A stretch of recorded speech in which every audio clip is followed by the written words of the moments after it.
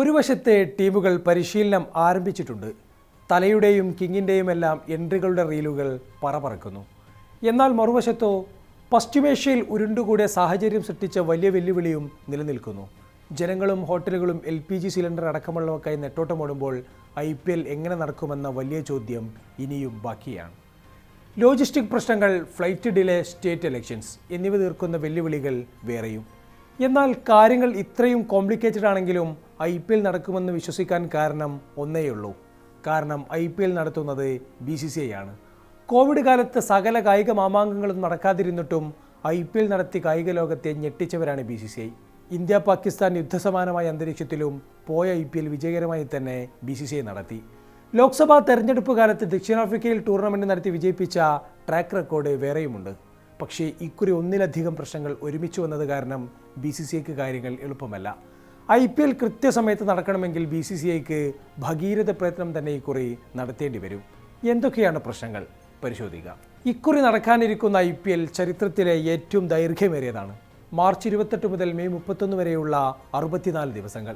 സാധാരണ 74 മത്സരങ്ങൾ ഉണ്ടാകാറുള്ളത് ഇക്കുറി 84 ഉയർത്തിയിട്ടുണ്ട്. എല്ലാ ടീമുകളും പരസ്പരം 2 തവണ ഏറ്റുമുട്ടുന്ന രീതിയിലാണ് പുതിയ സീസൺ ഒരുക്കിയിരിക്കുന്നത്.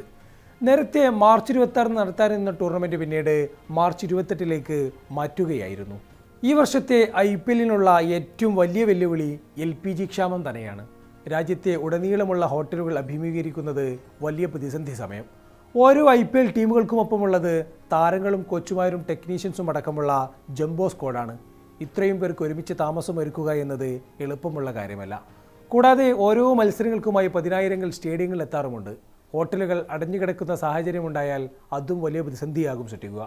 നിലവിലെ പ്രതിസന്ധി സാഹചര്യത്തിൽ ഗാർഹിക ആവശ്യങ്ങൾക്ക് മുൻഗണന നൽകുന്നതിനായി സർക്കാർ എസൻഷ്യൽ കമ്മോഡിറ്റീസ് ആക്ട് നിയമം നടപ്പാക്കിയതോടെ വൻകിട ഹോട്ടലുകൾ പ്രതിസന്ധിയിലാണ്. ബംഗളൂരു, ചെന്നൈ തുടങ്ങിയ നഗരങ്ങളിലെ ഹോട്ടലുകൾ ഇതിനോടകം ആശങ്ക അറിയിച്ചിട്ടുണ്ട്. സാഹചര്യം മോശമായാൽ മത്സരങ്ങളുടെ സമയക്രമത്തിൽ മാറ്റം വരുത്തിയേക്കാമെന്നും IPL ചെയർമാൻ അരുൺ ധൂമൽ സൂചിപ്പിക്കുന്നു. മറ്റൊരു പ്രധാന പ്രശ്നം വ്യോമപാതകൾ അടച്ചതാണ്. ദുബായ്, ദോഹ തുടങ്ങിയ പ്രധാന ട്രാൻസിറ്റ് പോയിന്റുകളുടെ വ്യോമപാതകൾ അടച്ചത് വിദേശ താരങ്ങളുടെ യാത്ര ദുഷ്കരമാക്കിയിട്ടുണ്ട്.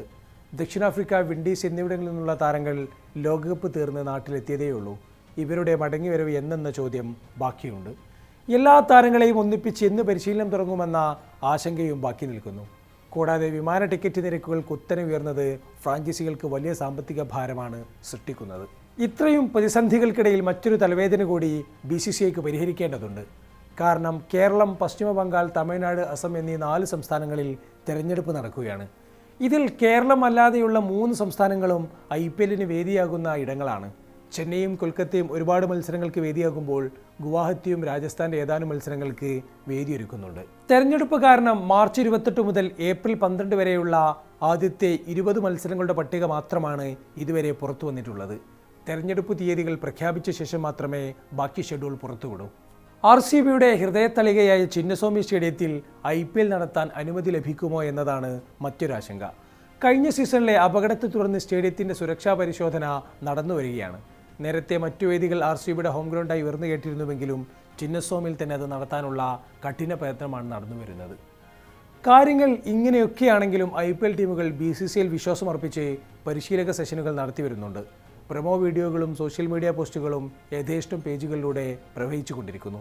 വിദേശ താരങ്ങൾ എത്തുന്നതിൽ ഉണ്ടായേക്കാവുന്ന കാലതാമസം കണക്കിലെടുത്ത് ലഭ്യമായ താരങ്ങളെ വെച്ച് പരിശീലനം ആരംഭിക്കാനാണ് BCCI നിർദ്ദേശം. താരങ്ങളുടെ യാത്രാ വിവരങ്ങൾ കൃത്യമായി ബോർഡിനെ അറിയിക്കുകയും വേണം. പരിശീലന വേളയിൽ 2 ടീമുകൾ ഒരേ സമയം ഒരേ നെറ്റ് സൗകര്യങ്ങൾ ഉപയോഗിക്കുന്നത് BCCI കർശനമായി വിലക്കിയിട്ടുണ്ട്. ഓരോ ടീമിനും പ്രത്യേകം പരിശീലന സമയവും സ്ഥലവും അനുവദിക്കും. പരിശീലന ഗ്രൗണ്ടുകളിൽ ടീം അംഗങ്ങളും സപ്പോർട്ട് സ്റ്റാഫും അല്ലാതെ പുറത്തു നിന്നുള്ളവർക്ക് പ്രവേശനം ഉണ്ടായിരിക്കില്ല. താരങ്ങളുടെ സുരക്ഷ ഉറപ്പാക്കുന്നതിനായി ബയോസെക്യൂർ അന്തരീക്ഷത്തിന് സമാനമായ ക്രമീകരണങ്ങൾ ഏർപ്പെടുത്താൻ ഫ്രാഞ്ചൈസികളോട് ആവശ്യപ്പെട്ടിട്ടുണ്ട്.